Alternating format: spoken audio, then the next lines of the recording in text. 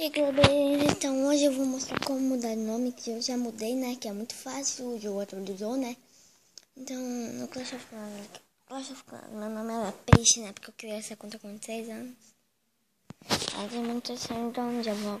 Galera, só pra passar aquele tempo ali, né, que é de 20 minutos, eu vou assistir um canal aqui, né, Caso Muito, que eu recomendo muito, ele tem muito tempo de vídeo e bastante inscritos, ó, Caso Muito inscritos, né.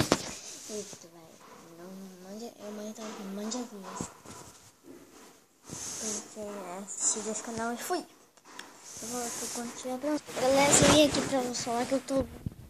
Agora Tá mais cheiroso, mais supimpa. E a gente vai jogar a ele bateria pela não primeira vez aqui acaba. no jogo. Uma bateria infinita no mundo amarelo do sítio da bateria infinita. Música de gay. Galera, acho que agora vai dar. Só se vai então, né? Ah, não. Galera, só precisando usar, mudei o nome, tá?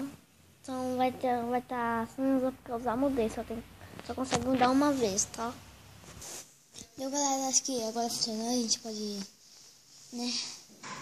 Agora a gente pode mostrar como mudar o nome, que é uma coisa muito simples e muito fácil de se fazer.